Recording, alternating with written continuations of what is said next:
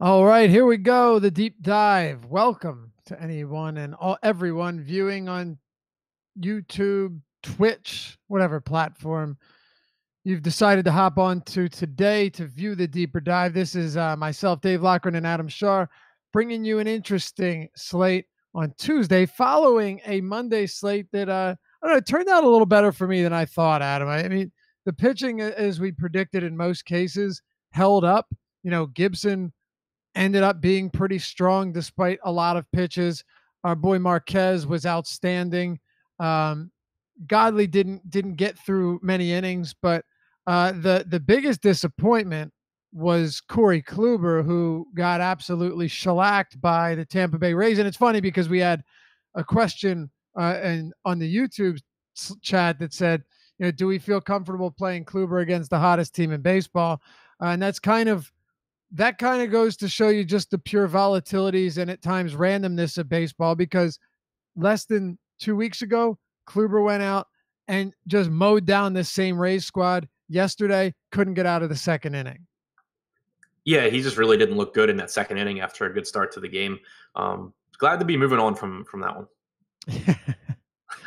I hear you. I got away from, I didn't play a ton of lineups. I played five. I think I had one Kluber lineup, so that was dead from the beginning. But outside of that, Herman Marquez, like, this guy's elite now. I think it's time that we at least put him close to the elite category with the way he's not only pitching, but the way he's pitching at Coors against a quality team like the Diamondbacks and many others. Yeah, for sure. He has electric stuff, and he's finally put it all together. He's just become a really, really good pitcher, I think. All right, so general overview of this slate. The Washington Philly game, by the way, in DraftKings 10-15, but it's not playing. Why is that game in there? I don't know. It seems like it would have been 100 times less confusing and created 100 times less potential issues to just somehow take it out. But You think? they went the most inconvenient and annoying way possible. And moreover, there's no way this game's starting at 10:15 Eastern time. There's no No, possible way. they put it there so that it's the last one to lock, and then all the players are X'd out Why? Would it instead have of just. been all right? I mean, look, the players are X'd out anyway. Like, I mean, if you play a guy with a big red bold line or name in red, then you deserve to lose. But it's certainly strange. We have 12 games on Monday. What is your initial overview of the slate? You wrote today's deep dive on awesomeo.com. Just a quick glance at this slate. What do you break down? Is it pay for pitching or the cheap pitchers? How are you viewing this from a 30,000-foot view? Exact opposite of yesterday. Yesterday, my game plan was to try and be contrarian at hitter and take stands against the field because I didn't love a lot of hitting, and I was very high on what I expected to be popular pitchers for the most part. Today, it's the exact opposite. There's not a ton of pitching to like on this slate. There are a ton of really good hitters in really good spots, which means that ownership at amongst hitters should be spread out a bit. And I think you're going to see ownership on the few pitchers in reasonably good spots kind of bump them up to levels that they really have no business being at. So in tournaments, my game plan is going to be to, not really worry about ownership too much at hitters, just play who I really like, but then take some stands against the field amongst pitchers that I like a little bit more than what I think are going to be the popular options in their price range. All right, there we go. Let's jump into it then. Baltimore and Oakland. Mike Fiers, Alex Cobb. When you look at these price points, Fiers is up to 9,400 on DraftKings. Contrarily, he's only 7,600 on FanDuel, where Alex Cobb is only $200 cheaper than him. Cobb, however, is $57 on DraftKings. So the prices across these two sites, just on these two pitchers, are wildly different. Yeah, for sure. And it's a game where, for the most part, I'm interested in bats more than pitching. Fire's price tag on FanDuel is somewhat appealing. We have seen him, for the most part, lately pitching better, picking up more strikeouts because he's been locating his fastball up in the zone more. It's also not a great It's never a great Baltimore lineup, but this one also, if you went through each individual hitter and tried to figure out how they matched up with Mike Fiers' pitch location, Tim Beckham is one of the best guys on the team again that I projected to do well against Fires. He's not in the lineup. You have Breivik Valera, not a high strikeout guy, but not a good hitter. Caleb Joseph, Joey Rickard. It's not the most dangerous Baltimore lineup. So I don't hate Fires where he is cheap. I don't intend on paying 9,400 for him on DraftKings, and I do think that Trey Mancini is a really good value play. He's one of the guys that profiled really well against him. I mentioned the numbers in the deep dive article. An expected WOBA and an actual ISO over 500 since the start of last season against fastballs in Fire's velocity range and in the zones that he generally works in. So I think it's a good spot for Mancini. I think Chris Davis as a value play is a good play. And Orioles stacks overall, I think, are cheap enough that if you're trying to get some Jake DeGrom lineups, you can use Baltimore. And then on the other side, Alex Cobb has been better lately overall, but most of that improvement has been against left-handed hitters as a result of his splitter or changeup or whatever he calls it being better. Over the last month, he's still allowed a 467 expected WOBA, which leads the entire slate to right-handed hitters. Facing this Oakland team that gets a positive ballpark shift and has a ton of right-handed power, I think it's a really bad spot for Cobb. I really like these Oakland bats. The only argument I could make for Cobb is that he is 5,700 on DraftKings. And I think Marco Gonzalez may see a disproportionate amount of ownership in that price range, despite being on a pitch limit. We'll talk about him later. But if you're making a bunch of tournament lineups and wanted to simply spread out and kind of like smooth your ownership in that range and include some Cobb, I think it's fine. But it's not a spot where I think Cobb comes through all that often. Yeah, if you look at Mike Fiers' just pitch usage since coming to Oakland, this guy has done a few things that his curveball usage is up a bit, um, not a ton, but mostly everything has stayed the same. He is look when things are running right for him, he's going to get a lot of whiffs on the curveball. I mean, back when Mike Fiers used to rack up a strikeout per inning, it was the curveball that did him well. But I don't know if there's really anything else, any glaring examples of why Mike Fiers has been so much better since coming to Oakland. Um, Fastball location. is that really it? Yeah. Yeah. If you look by month at where he's been locating his fastball over the last couple of months, coinciding, or really just over the stretch, coinciding with the increase in strikeouts, he's been doing a better job of elevating it a little bit out of the zone or at the top of the zone. All right, there you go. Yeah, it's interesting because he has been significantly better, and outside of that one blow up start, he's been pretty reliable, and he's not exactly facing the easiest matchups either. The Dodgers, the Yankees, the Rangers, who've got a slew of left-handed bats. If Fiers was reasonably priced, I'd be very interested in him today. But at 94 on DraftKings, I just can't pull the trigger there. Yeah, and we'll get to one guy who I just like a little bit more in that price range too. Yeah, I think I have a good idea of who it is. All right, good breakdown there. Want to move forward, or is there anyone else we haven't gotten to in terms of bats? I said Oakland generally, but in particular, Chris Davis and Matt Chapman are my two favorite plays. Absolutely love both of them against Cobb. Chris Davis tends to always be a popular bat when facing lefties, but this guy's numbers against right-handed pitching this year have been remarkably good, like outstanding.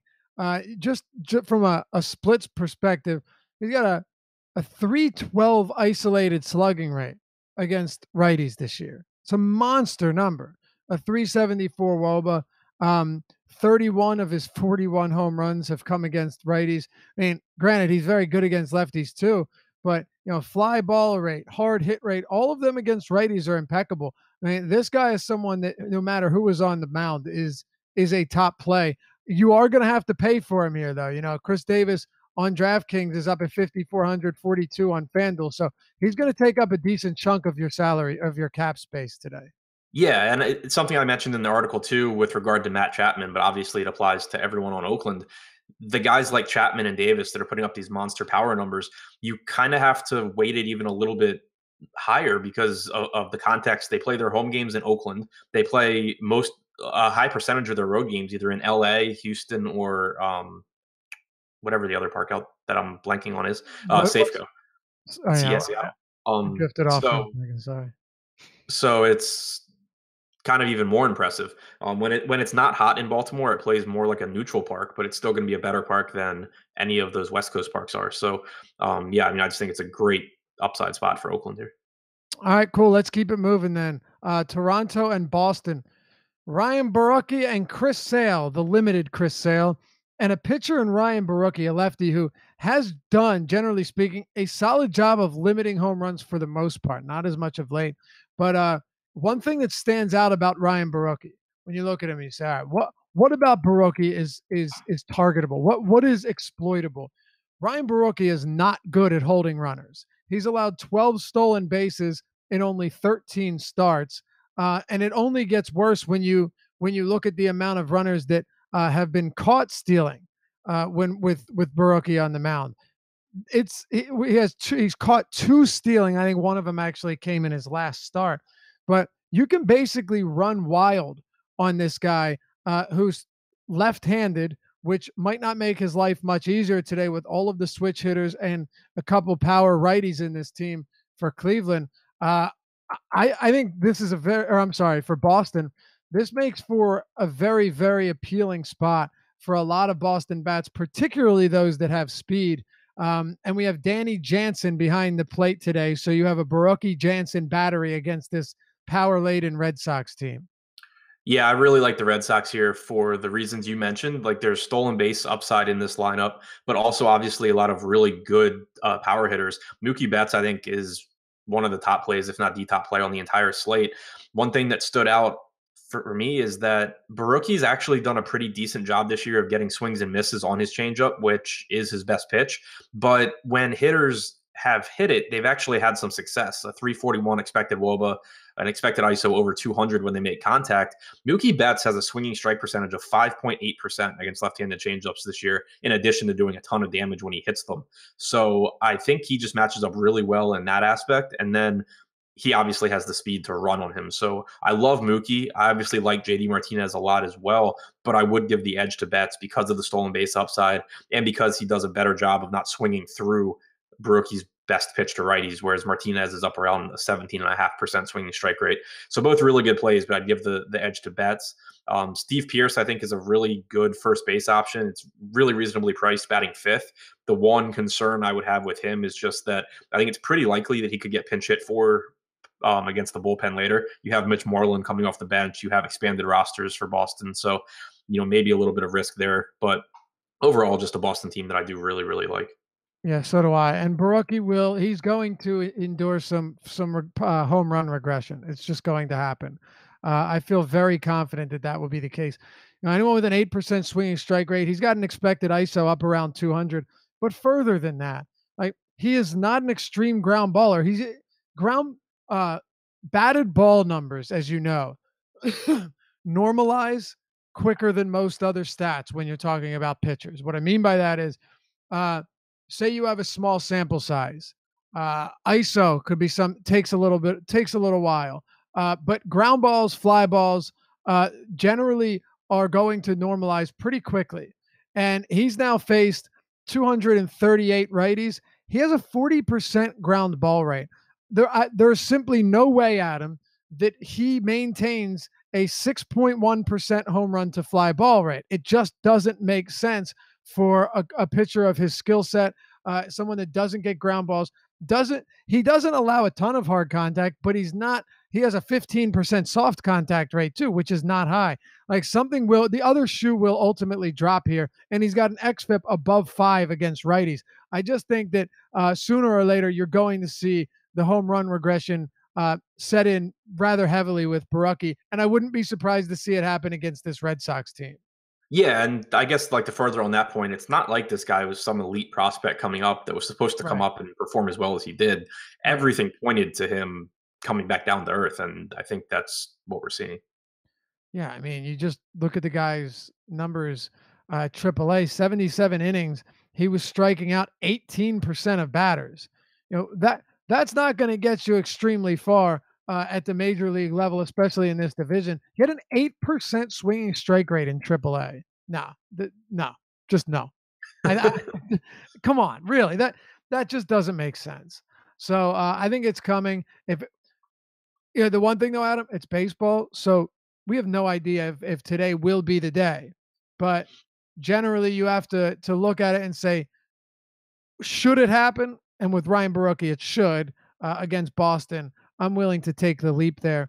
Any thoughts on the other side of this game? Chris Sale obviously going to be limited against this Toronto team. Kind of going back and forth on what to do with Nathan Eovaldi because he's expected to come in after Sale throws his 40 pitches or 2 innings or whatever, and he's 7,600 on DraftKings. Pitching isn't great. We know Eovaldi does have some upside, and it's not a great Toronto lineup. I don't think I'm gonna have a lot, but I don't think it's the craziest idea if It's you too did want expensive. to. I mean, if he's gonna, let's say he throws like 5 or 6 innings, I think he could be fine. It's just that I don't know. I don't feel great about it. I don't think it's a crazy idea. I just am not sure if I'm gonna do it. My thing is, even as a starter, he hasn't thrown 90 pitches since like, you know, August 4th. I'm not sure what the deal is. Like, um, I don't know. That just seems weird to me. That he has been like a 3 1/3 innings, 86 pitches. He labored through that, but still, he didn't get through the inning. He didn't get through 4 innings there. You didn't let him keep going.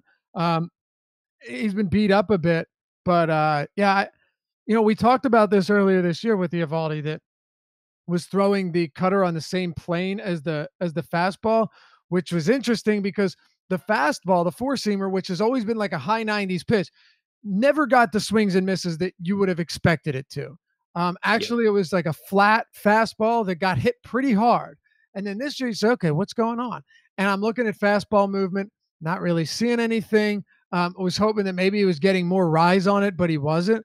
And then come to find out that really what's happening is he's just confusing batters and he's concealing these pitches better out of his hand. And actually, as they approach the plate, but the results just haven't been there recently. And I don't know. I think 76 for a relief effort when I probably peg him at like 4 innings to me seems super sketchy. yeah, that's a fair point. I don't think I'll end up with much. I mean, there are enough options in that price range that you don't really feel too comfortable with, but that have plenty of upside that I don't think it's completely necessary. All right. Yeah. Not trying to talk you off him, obviously. I just, I'm not very strongly on him. yeah, okay. Fair enough. You I'm just just needed kind that of extra nudge. I'm of the mindset that any pitcher at low ownership today is worth considering. All right. Yeah. And in most cases, it's a very valid point, as it was yesterday. And it's September, so you're going to get just a ton of scattered ownership when you have a bunch of pitchers coming up. Not even actually, no, I shouldn't say that. You're going to get a lot of guys that are super high owned, and then a bunch of guys that are at like less than 1%. Like Gibson yesterday, yeah, he didn't give me exactly what I was looking for. It wasn't a perfect start by any means. He had only 16 fantasy points, but start guys like that. He went 5 2/3, only allowed a run, but he walked a bunch and threw 118 pitches in 5 2/3. Those are the type of guys that can definitely do you well. And I guess I could see the reasoning for Eovaldi being in that category. I just have concerns that he hasn't been going deep at all lately anyway. So in relief, I'm not sure if he's going to get the Kevin Cash treatment where he goes, 6 innings or so like a Yarbrough. But I digress. Let's move on and talk Cleveland. Tampa Bay. Back and forth game yesterday. Cleveland comes back after Kluber, after the floodgates open in the second inning. Cleveland comes back up 6-5, and then in the ninth inning, Tampa Bay walks it off for a 6-5 victory at home. Now you have Tyler Glasnow and Shane Bieber on the mound. Uh, Glasnow, who got just ravaged last start, did not make it out of the first inning, Adam. 7 runs in 2/3 of an inning. Of course, he struck out 2, the only 2 outs he got because that's what he does. But he also walked 2, gave up a home run. He just got absolutely trashed. And it was against Toronto when he was very cheap on FanDuel. My guess is most people will be completely off of him today, and for good reason. But he did also post a really solid game against Cleveland just 2 starts back, which once again just goes to show you the variance that comes with the game of baseball. Go ahead. Yeah, I mean, I don't have interest in Glass now. I think he has a ton of talent. I just still don't think he's that good of a pitcher because he walks so many guys. He can't hold runners at all. So anyone he does walk ends up on second or third base. I just don't really buy into him yet, and it's a really good Cleveland team. So I'm not on Glass now. I do like these Indians bats, especially the guys with speed at the top in Lindor, Ramirez, and Michael Brantley. 1 through 3. Jason Kipnis batting eighth is going to be really low owned, I would expect, but he's another guy that can run at will against Glass now. So I think that Cleveland bats are pretty interesting here. Those guys in particular, but obviously you can finish out stacks with guys like Encarnacion or Donaldson or Alonso. The lineup does get a bit deeper with Donaldson in there now, which is nice. You don't have Yandy Diaz hitting, fourth or whatever, or Melky finally dropped the seventh. So I do like this Cleveland lineup more than I've liked it for most of the season. For one-offs, it would be the top three. Yeah. The big thing with Glass now, and you touched on it, the big thing with Glass now is that he simply cannot hold runners. And I think I pointed this out last time he was on the mound. When you're 6'8", you're not going to be the fastest to the mound or to the plate, and he isn't. I mean, in 87 innings, he's allowed 17 stolen bases. To put that in perspective, James Shields has faced 3 times as many batters and allowed the same amount of stolen bases. These are, or I'm sorry, yeah, I think he has faced 3 times as many, but you get the point. Like Tyler Glasnow will be run on no matter what. If you get on base, you're running, you're stealing second, and then you're stealing third. And I think the biggest thing in relation to Glasnow is not just worrying about him giving up hits or if he's sharp or not, but he walks guys at a 12% clip. Right. And that's the thing. Like his stuff's really, really good and it can be hard to actually get hits, but that doesn't matter when the guy just walks everyone. It gives you just so much upside. I mean, if Jose Ramirez can just draw a walk with no one on base, it's 12 points. Exactly. Same with Lindor. And you're talking about a massively disciplined team in the Cleveland Indians. Like this is a team that in this season, their active roster has the second lowest K rate ahead of only the Boston Red Sox. Their walk rate this season also sits in the top 10 at 9%. So a pure contact team that walks a lot. I know Glasnow went out there and shut him down a couple weeks ago, but this is on paper, Adam, at least a nightmare matchup for Tyler Glasnow on paper. Yeah, I mean the downside for Cleveland is that the park sucks for hitters and Tampa has a good bullpen and Glasnow has good stuff if he can throw strikes. But from an upside perspective, I think there is a ton for this Cleveland team. All right, talk to me about the Beebmeister. I'm really interested to see our ownership projections right now have him really high. I'm expecting that to come down, but regardless, I just don't really have much interest in him here against Tampa Bay. We've seen him be decent since coming up to the majors. He doesn't walk a lot of guys, which is nice, but he's been much, much better against righties than lefties. And that's even continued recently. Over the last month, he's still allowed a 400 expected WOBA to left-handed hitters. He's allowed a 395 WOBA to lefties for the season, over 50% hard contact to lefties, has some strikeouts there with almost a 25% strikeout rate. But on both DraftKings and FanDuel, he's just priced much more for his ceiling than for his what I think is his average outcome, especially against this Tampa lineup that does have 6 left-handed hitters in it today. And, some kind of decent ones. Smith's been above average this year, as weird as that is. G-Man Choi's not bad. Wendell's okay. Brandon Lau and Jake Bowers are okay. It's not a great lineup, but it's not, the Marlins either. So I'm not going to Bieber here. Too many lefties for me. I'd rather, if it does seem like getting closer to lock that Bieber is still carrying a ton of ownership, I'd rather go to some of these Tampa Bay lefties for leverage than roster Bieber. Yeah, so would I. Right now, Awesemo.com, we have him at 42% on DraftKings.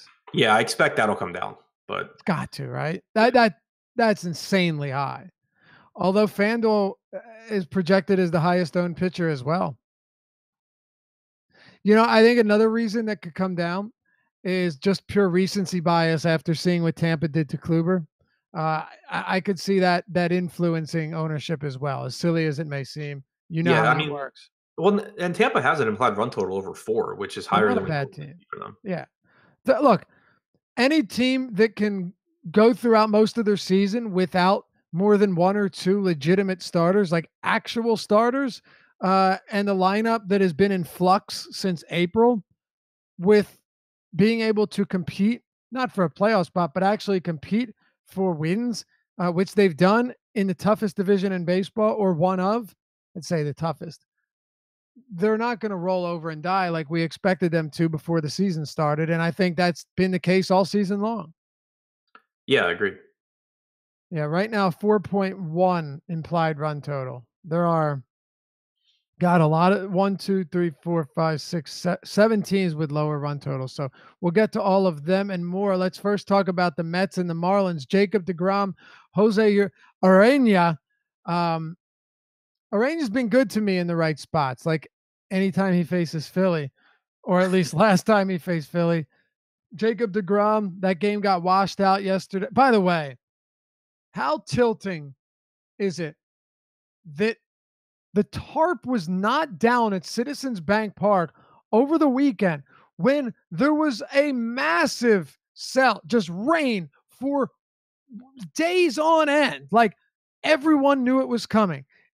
I'm just miles outside of Philadelphia, and it rained nonstop for 3 straight days. You're telling me no one had the wherewithal to put a damn tarp down on the infield? They thought it would be a better idea to get blowtorches out there at 6 p.m. and hope that they could get. Oh my God, are you kidding me? Yeah, I got bit by that one. I saw there were no weather issues other than that Mets game and just didn't even look at Twitter after our show yesterday. Yeah. Meanwhile, Eric Fetty goes 5 2/3, 9 strikeouts, 2 hits, and no runs. So who You knows? didn't have to tell me that. I hadn't looked. Maybe it wouldn't have made a difference. I had 15% last night. Well, there you go. just absolute horse shit.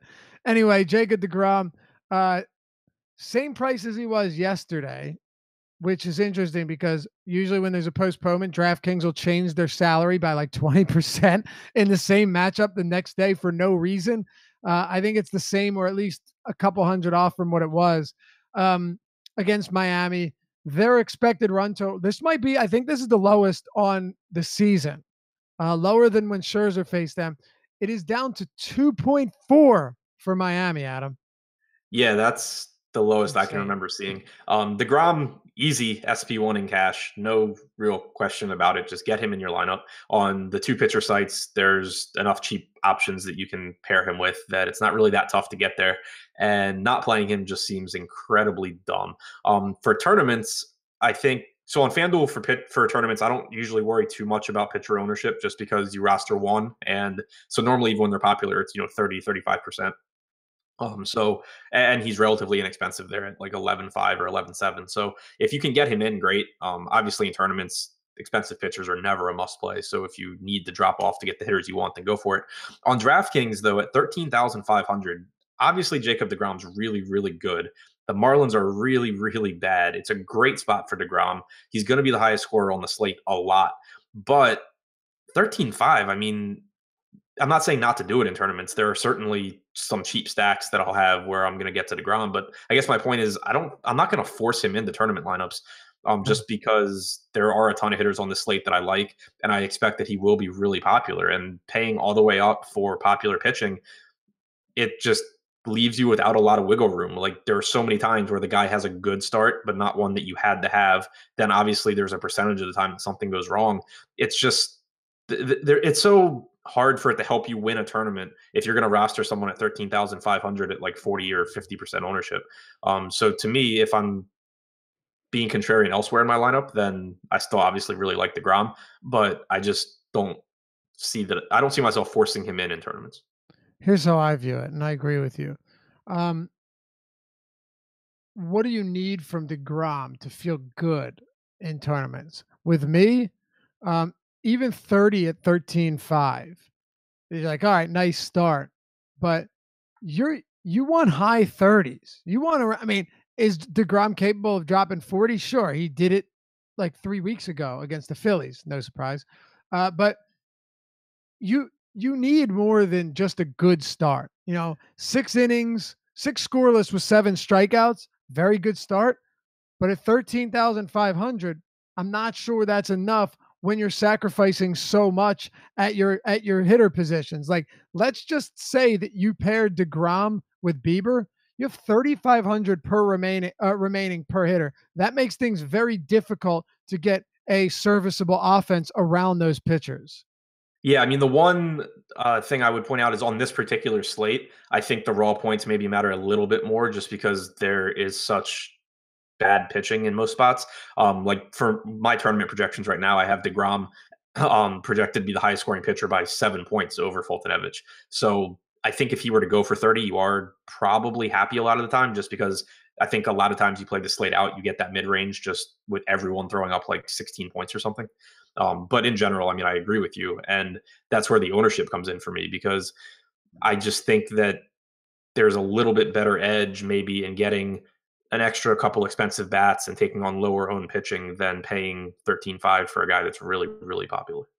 Yeah, it's true. And I guess let me rephrase because you're right. On a slate like this, raw points are important. But because with baseball, no matter how good the matchup is, there's just simply no sure shot or guarantee that DeGrom's going to go out with double-digit strikeouts. Is it possible? Of course, but it's like it's not like a sub 5% chance that a guy like Mike Fultonevich could go out and give you equal production to DeGrom in a very good matchup against San Francisco. So I guess that's how I'm seeing it. I do think somebody like Fultonevich, while he's not nearly as skilled the pitcher as DeGrom, still has a similar median outcome in a spot like this, or at least a possibility of doing so. That's all. Yeah, I mean, I guess the way I would put it, and it's gonna kind of be a bad example since Kluber sucked yesterday, but Kluber was like in a price tier by himself at 11,100 pitching in Tropicana. So I was kind of like, okay, I don't care.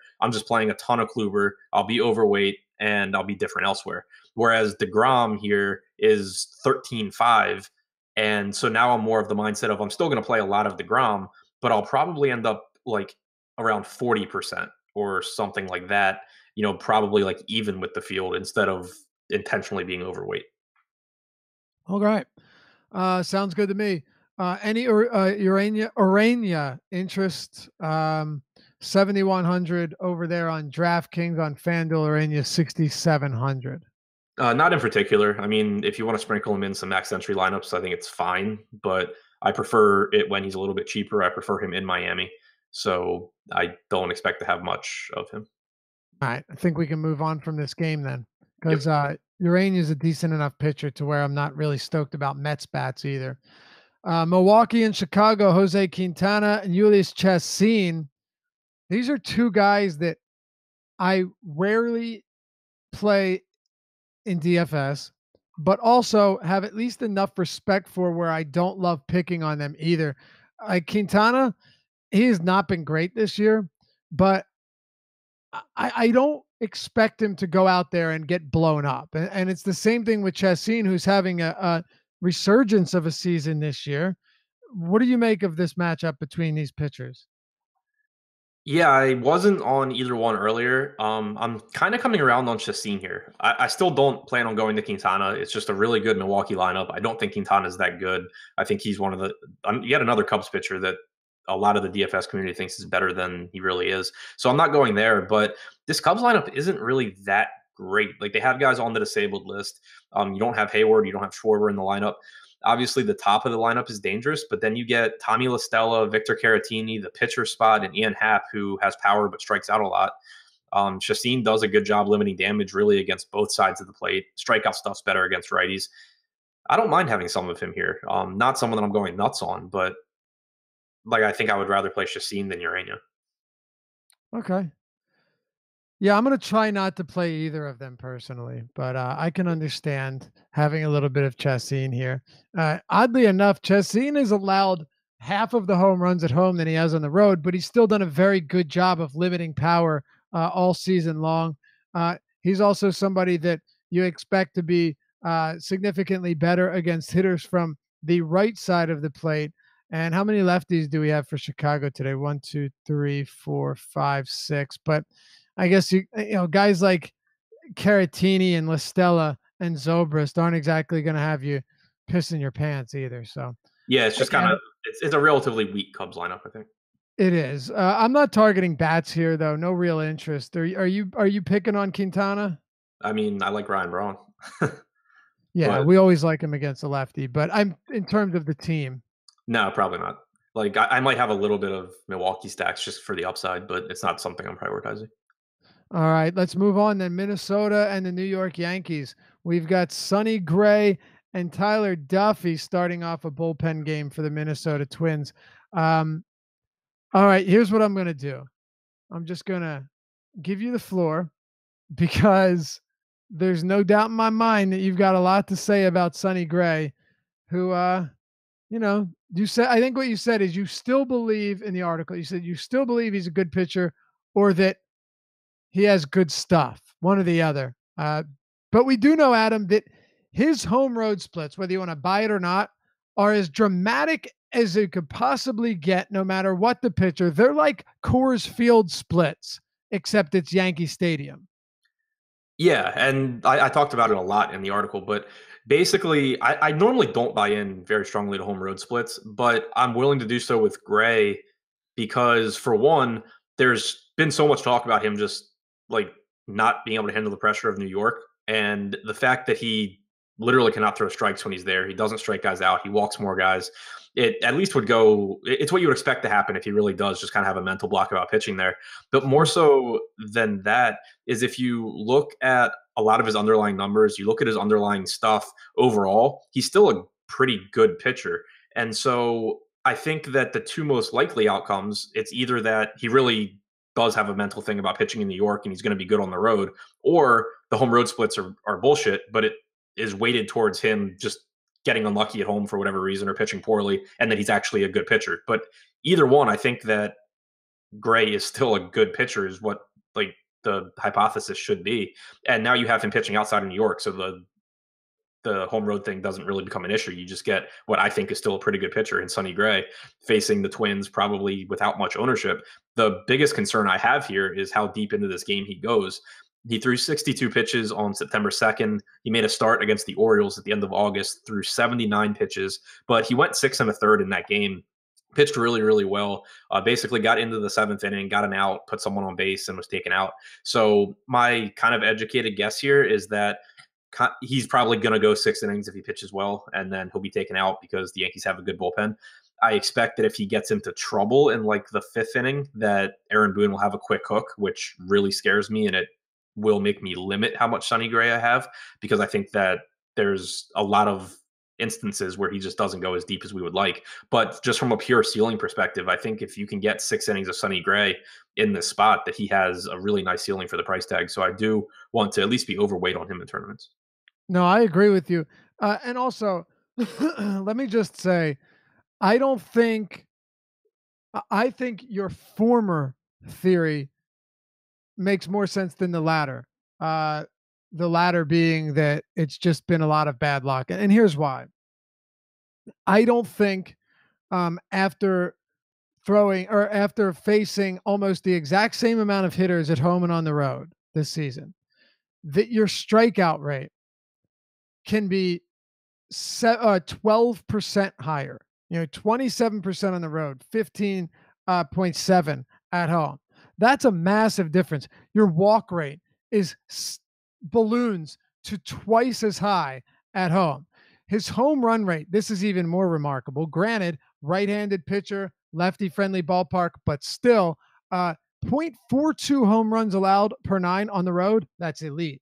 1.67 home runs per nine allowed at home. So walk rate is 11% lower at home. Home run rate is literally 4 times as high on the road, and his walk rate balloons to double that on at home than on the road. Those to me, and his xFIP is almost 2 full runs higher. Those to me say that there is something more than just bad luck. Yeah, I mean, I buy into that too, but I just like that tonight we don't even have to worry about it because For if you sure. think, yeah, I mean, like if you think he's a good pitcher on the road or you think he's just a good pitcher overall, it doesn't matter. He's on the road. Right. The Well, I'm saying it makes me more interested in him because I do actually buy into, you know, I actually buy into the idea that he, for some reason, is very good on the road. yeah, So, any hitters here? I mean, we do have the Yankees against the right-handed Tyler Duffy, who will open this game up. We've seen his pitches bounce around from 29 to 9 to 20 to 47. Not exactly sure what we're going to see out of him tonight. What are your thoughts on Yankee bats here at Target Field? I like the Yankees from an upside perspective. I hate these bullpen games because if they do stay close, you just run into so many matchup nightmares throughout the game. But they also have the potential to give you a monster ceiling because when things get out of hand, you just get really bad. In this case, call up pitchers with the expanded rosters. They're going to just come in and stay in regardless of how many runs they give up. So the ceiling's certainly there. And then I'm also like extra interested because Tyler Duffy has been a bit of a reverse splits guy throughout his career.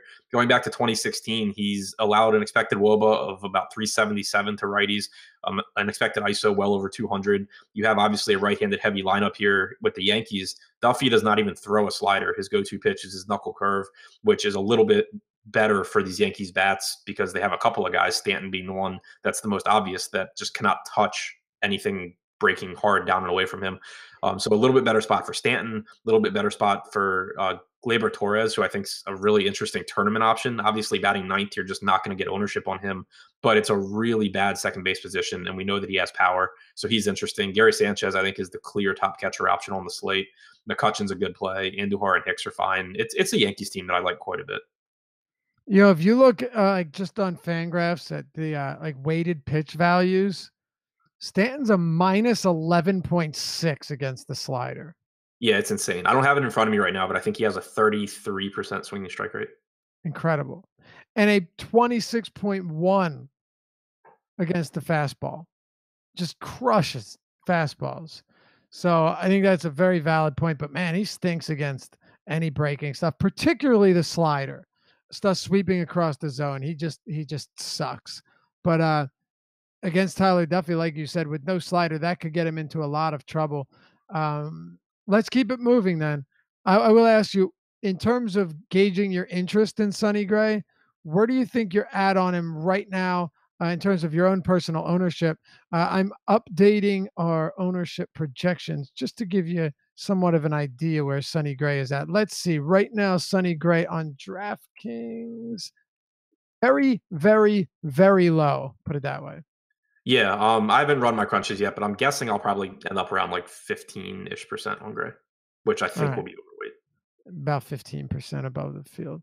Um, I think it'll be a little more than 1%, but we'll see. Pittsburgh and St. Louis. Joe Musgrove, Miles Michaelis. You have some good information on Musgrove. You wrote the deep dive today and came across some interesting stuff when it comes to his recent change in pitch mix. Let's hear about it. Yeah, I think Musgrove is really interesting here because he's not going to be popular at all. He is a little bit overpriced, but I think he has a really nice ceiling in tournaments. And on FanDuel, he's actually very reasonably priced at 7,700. But he's someone who has good stuff, and we've seen him be good all season long. Especially against right-handed hitters, holding them to a WOBA well below 300, striking out about 23%. But over his last 5 starts, he has seen his strikeout rate jump. Against right-handed hitters, he struck out 29% over his last 5 starts. That's against the Giants, the Cubs, the Cardinals, the Brewers, and the Reds. So not all bad teams in there either. But there's actually like an obvious reason for it as well. If you pull up the pitches that he's thrown to right-handed hitters this year, he's thrown a 4-seam fastball, a 2-seam fastball, slider, cutter, and then a changeup about 4% of the time. Of those 5 pitches, 3 of them have been really, really effective in terms of expected production against them and in swinging strike percentage. And then 2 of them have not been very good. The 2 that haven't been very good are his cutter, or his cutter really just out of the 3 off-speed pitches hasn't been good. The 375 expected WOBA, 219 expected ISO, only a 7% swinging strike rate. Over those last 5 starts, he's basically cut his cutter back from about 21% to 6% usage, while he's increased his slider from 26 to 36%. He's increased his changeup from 3 or 4 to about 9%. That cutter or that slider has a 20.8% swinging strike rate, a 153 expected WOBA. The changeup has a .096 expected WOBA, 27.8% swinging strike rate. So he's basically just started throwing his secondary pitches that have been effective. He stopped throwing much of his worst one, the cut fastball. So it's led to just a very good string of outings for Musgrove. Not necessarily in terms of his actual production. He's had a couple of games where he still gave up runs, including against his Cardinals team.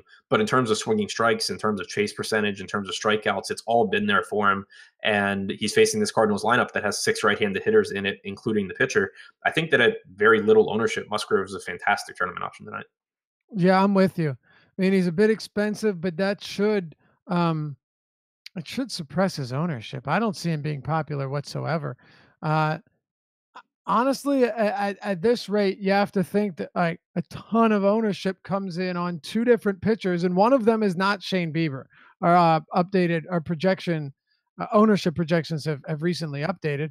You have to assume that, 2 guys that are going to basically soak up most of the ownership, Adam, at the top, Jacob deGrom, at the bottom, Marco Gonzalez.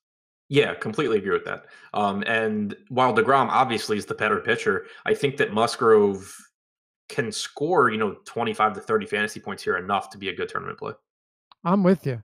I think so too, and I'm definitely interested. Plus, I don't mind. I've done it all season, and you know what? St. Louis has got some good hitters, so sometimes it's just not going to work out for you. But I don't mind playing righties that are good against righties against the Cardinals, and Joe Musgrove is good against righties. You just highlighted a lot of those numbers, but even before this very evident change in pitch mix, he was still very good against righties. I mean, he's holding him to a 273 WOBA on the season. Virtually no home runs. Strikeout rate is markedly higher against righties. No walk rate whatsoever. And just the numbers are superb. Not a lot of hard contact, so on and so forth. So, you add that to the fact that he's already good against righties, and it makes him very viable even at an elevated price point. Yeah, All exactly. right. All right. Well, I guess I can ask you about some hitters in this game. On the opposite side, you have Miles Michaelis. But honestly, with Michaelis, for me, this guy, I never play him ever because I don't believe he has even relatively decent strikeout stuff, especially when he's facing more than a handful of lefties. But he's not a guy that I like to pick on either. So maybe you have a different opinion, but I'm not really interested in hitters from this game.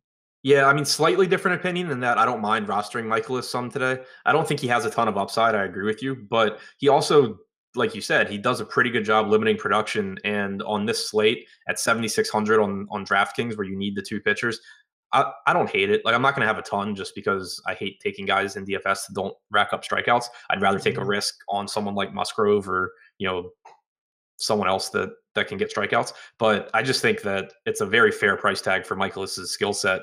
Earlier in the year, we'd seen him be a lot more expensive. Now he's come down to where I would expect a pitcher who doesn't get a lot of strikeouts, but is a pretty decent pitcher to be. All right. Yeah, that's fair. I mean, it's a very valid point, but I think for me it's just I when Michaelis has like a 25 fantasy point game, it's usually because he goes deep enough into a game to fall into some strikeouts, because he's not a Yeah, bad pitcher. But I'd probably put him around like 18 or so here, maybe 22 with the win, 20 or so with the win, which yeah, I want to which I say think is a very good outcome on this slate. on this slate. Yeah, no, like I said, that's why I think it's a pretty reasonable point. How about the White Sox in Kansas City here? Dylan Covey and Brad Keller. So Covey's been pitching out of the pen, but now with Kopech out, he's going to come back into the mix. Do you have an idea how many pitches he'll throw? Because I wouldn't be surprised if he has like a slightly longer leash than most guys coming out of the bullpen, being that it hasn't been that long since he's thrown a lot. Like I could see him throwing around 60, 70, honestly. Who is that?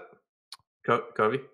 Dylan Covey. Okay, yeah. Yeah, I mean, he's just not very good either. Uh, No, no, no. I want him on the mound so I can play Kansas City bats against him. I, okay, yeah, yeah. Now I'm following. Let me just say it's yeah, you pulled a me for a second. Yeah, You I drifted was I was off. trying to read a question in chat. That's all right. Um, yeah, I should have said like Cy Young or something and just see how you responded. Uh, honestly, a few of these Kansas City bats have been really good to me lately. I mean, I've been rostering Ryan O'Hearn against weak righties at every opportunity I can, and the results have been fantastic. I mean, his numbers against righties this season are insane. He has a 521 expected WOBA and a 394 expected ISO. But just take his regular. He's got a 521 actual WOBA and a 448 ISO. All he does is rack up home runs against right-handed pitching. I think Dylan Covey and a less than stellar bullpen has me pretty interested in a guy like Ryan O'Hearn. 15 home, or 15, 23 RBIs and 9 home runs against righties in 70 at bats. Like, this guy's got some pretty decent stuff, man. I'm buying into it at least right now until maybe like Christian Villanueva, he comes falling back down to earth. But for the time being, I don't mind looking at a Ryan O'Hearn at a probably expected low ownership and a couple of other bats in this lineup that offer a very good amount of speed. I know that Covey isn't like Giolito in that he gives up a ton of stolen bases, but he's not exactly going to completely keep batters from running. And then you have Wellington Castillo behind the mound today, who has never been good for in terms of calling games and in terms of pitch framing, in terms of throwing runners out. I kind of like the Royals here. Yeah, I can get behind them. I don't like Ryan O'Hearn nearly as much as you do, but I think that he's fine just because Dylan Love Covey him. sucks, and he Love does him. have power. I don't think he's nearly as good of a hitter as he has been in this. No. Like I said, he will come back down to earth, but I'll ride that wave until it crashes because it's done me well. I'll just play guys against Dylan Covey at will, so you don't really have Right. to convince me there. Alex There you Gordon's my go. favorite Royal. I'm sure that's shocking to everyone. Weird. How weird. Yeah. Yeah, I mean, I like him a lot. The issue is that the outfield's absolutely stacked, so it's kind of tough to get there. But yeah, Kansas City, I think, is a very reasonably priced team that you can stack here against Dylan Covey. All right. Yeah. I another thing too, though, is like Mondesi and Merrifield both have speed. And if you're talking about stacks, like a 1 through 5 stack or like a 1, 2, 3, 5 with Merrifield, Mondesi, Gordon, and O'Hearn is not the craziest thing you could do at all. Yeah, I Uh, agree. Anything else from this game? On the other side, you have Brad Keller. Not a lot of power allowed from this guy, but he has coughed up some home runs of late, seeing some regression there as expected. Are you interested in him or the White Sox? I have some interest in both sides. Keller, I don't buy into him as a DFS pitcher. Like, he just isn't a strikeout guy. We haven't seen him get strikeouts in the majors. He didn't get strikeouts in the minors, and he's just not great. Throws a fastball like 60% of the time. Throws hard, but just doesn't really have the stuff to pile up strikeouts. But he has been good, like you said, at limiting damage against him. And at a $5,700 price tag, if everyone's going to go to Marco Gonzalez, Keller is a guy that I don't mind pivoting to. But it seems like Keller is going to get some ownership as well. He's been talked about a lot today from what I've seen. And I mean, it makes sense because people love rostering guys against the White Sox. But this is the best White Sox lineup we've seen in a while. They finally have Abreu back at the same time that Garcia is healthy. They have Wellington Castillo back. This is suddenly a pretty deep lineup with a lot of power. And I always get scared taking pitchers against the White Sox that pitch to contact because they have guys with a ton of power that strike out a lot. And if you're going to take away a lot of those strikeouts and let guys like Moncada and Daniel Palka and Castillo put the ball in play, you can get in a lot of trouble in a hurry. So I don't mind Keller as like a Gonzalez pivot in some tournament lineups, but if he is going to be like 20 or 24% owned, I will be under the field on him. Like, I'll probably play around like 10%, but I'll also be coming in with White Sox stacks just because I think there's a lot of upside for cheap here. All right, sounds good. Let's move to Coors Field, Colorado Rockies and Arizona. Zach Greinke and Antonio Senzatella. Senzatella does not allow a ton of power. He's not great. He's not a good fantasy pitcher, but he doesn't allow a ton of power. And at home this year, he hasn't been much worse than on the road. He just hasn't been good at either spot. He just doesn't allow a lot of power. Yeah, it's something that I kind of expect to regress though. It doesn't make sense. He pitches to contact. He doesn't limit hard contact very well. He Yeah. doesn't get an insane amount of ground balls. I mean, he's slightly above average, but it's nothing crazy. So I don't know. It just doesn't make sense to me for him to be as good at limiting runs as he is. And so I'm not really afraid to take hitters against him. The issue is that they're really expensive. David Peralta on DraftKings is 5,600. Paul Goldschmidt's 5,900. That kind of starts to limit what you can do at pitcher and other positions. So I like the upside if you can find a way to get them in. I like AJ Pollock a lot at 4,800. I like Escobar at 4,800. But it's just a spot that I think it's gonna be kind of hard to stack them and still like the rest of your team because of how expensive they are.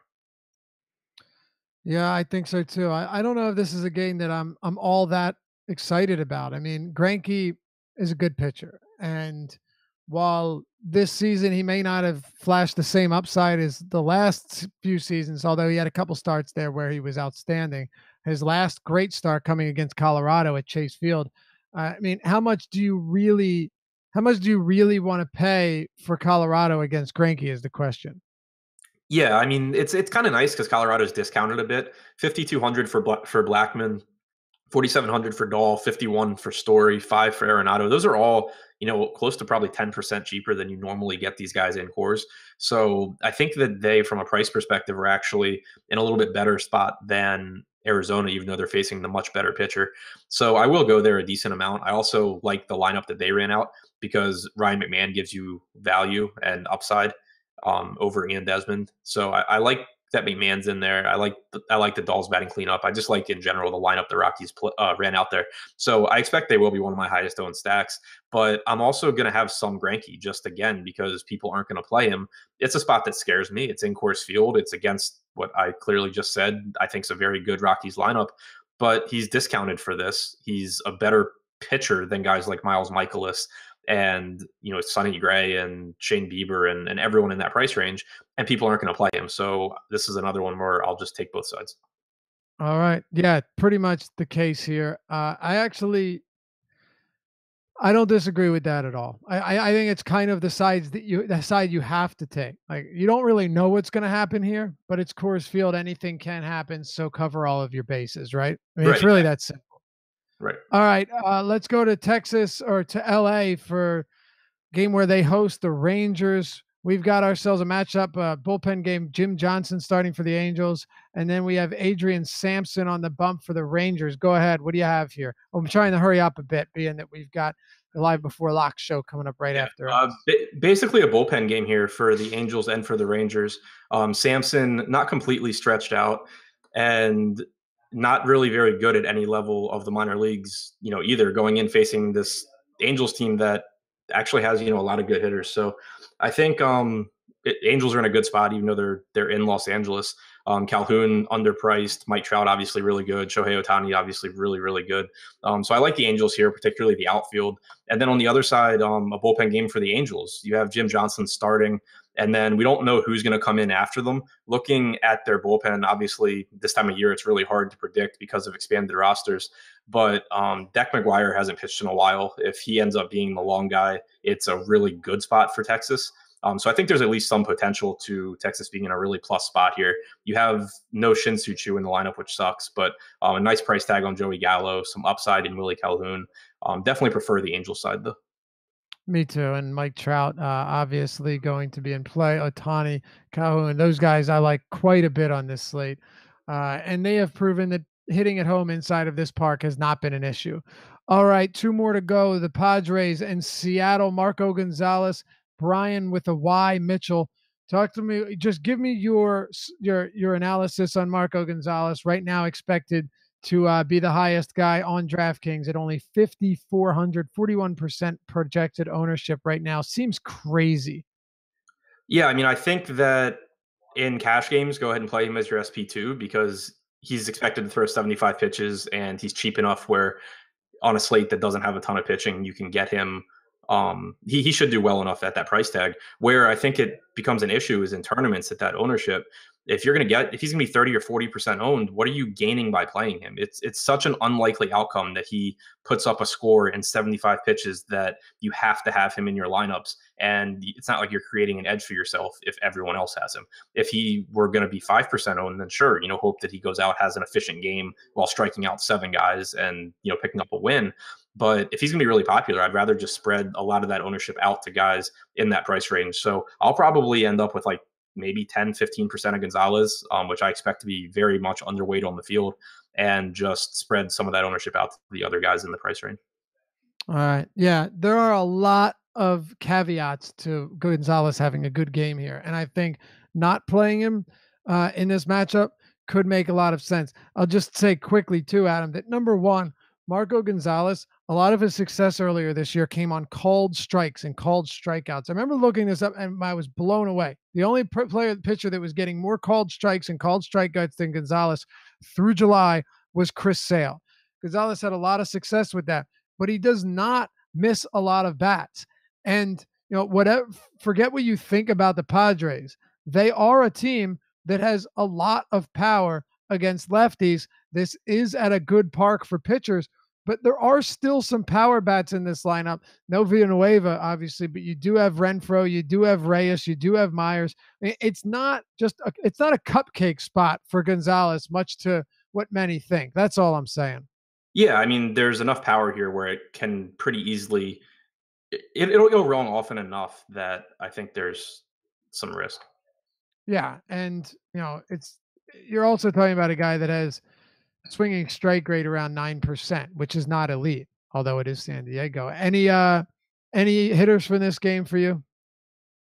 I like the Mariners bats. I mean, Brian Mitchell's just been so bad, striking out about Terrible. 8% of right-handed hitters this year, allowing over 2 home runs per 9. Nelson Cruz is really cheap at 4,300. Healy's in a good spot and inexpensive. Haniger is somehow the most expensive out of that group. But yeah, I think that Seattle just makes for a really good stack against Mitchell. All right, let's close it out. Atlanta, San Francisco, Mike Foltynewicz, Andrew Suarez. Sean Newcomb had a very, very solid start yesterday. 6 one-run innings, no walks, no homers, 8 strikeouts, and the win for 30 DraftKings points. Foltynewicz, not a lefty, but he has been a more reliable and consistent pitcher. San Francisco, certainly not good against right-handed pitching. We don't have a lineup yet, but this is not a talented baseball team. No longer has McCutchen.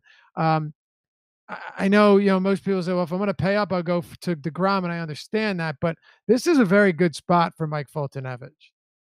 Yeah, absolutely. And I was interested to see how his ownership would be projected throughout the day. Waiting to see, how it updates closer to lock. But right now, if you're going to get, like a 3.5 to 1 ownership discount going from DeGrom down to Foltynewicz, I think it's worth taking when you factor in on DraftKings that Foltynewicz is, $2,300 cheaper. San Francisco's active roster against right-handed pitching this season has the third lowest WOBA against righties. The Marlins are last, so neither team obviously is good. San Francisco actually with the higher strikeout percentage in the better ballpark. So yeah, I mean, I think you can certainly make the case to save a little bit of money, get up to Foltynewicz. Not as good a pitcher as DeGrom, but still has plenty of upside. Strikeout percentage is up around 27 or 28% against hitters from both sides of the plate. So if he's going to stay down around 10% projected ownership, he's someone that I'd like to be overweight on. Yeah, me too. Any bats from this game? I think for me personally, it's just Foltynewicz, but maybe you have some interest in Suarez too. I don't know. Suarez is in the same category for me as Miles Michaelis. I don't see much upside for him, but I do think that getting 15 to 18 points from an SP2 on this slate is probably going to be good. So I don't mind having him just because of the ballpark. I don't like the matchup though, so it's not someone that I'm, forcing myself to be overweight on. And yeah, I'm not really on hitters here. All right, we got about 2 minutes here. Let's go ahead and give our top positions. Adam, what do you have for me at pitcher? Jacob deGrom, Foltynewicz, Musgrove, Gonzalez, and Cash. All right, yeah, deGrom, Gonzalez, and Cash, Foltynewicz, Musgrove, and I will throw Sonny Gray into the mix as well. Mike Fiers on FanDuel to me is also interesting. Catcher. Gary Sanchez, Mike Zunino. All right, yep, those are both of mine as well. I don't really have anybody else. Tyler Flowers, if you wanted him with the platoon advantage, but not a good park. First base. Steve Pearce, Goldschmidt, if you can find the money. Chris Davis for cheap. Ryan Healy. All right. I'm throwing Ryan O'Hearn into the mix there. Dude, all he does is smash righties for long balls. To second base. Yohan Moncada, Ian Kinsler, Gleyber Torres. All right. God. I guess I'll throw Moncada. Robbie Cano I like as well, and Gleyber Torres. Third base. Matt Chapman, Jose Ramirez, and Kyle Seager. All right. I have exactly those 3 as well. If I were to add one more, I'd give you Eduardo Escobar batting second. Good spot against Senzatella. Shortstop. Escobar, Lindor, and Story. All right. Yeah, Lindor. I like Didi here against Duffy in this bullpen game, and Xander Bogaerts, even though he has not hit lefties very well. Oh, Mondesi as well. All right, outfield, close it out. Everyone on the Angels, um, Trout, or yeah, clearly Trout. Blackman, Stanton, Trey Mancini, Mookie Betts, JD Martinez, Andrew McCutchen. And your top stacks. Seattle, Oakland, Baltimore, Boston, Yankees.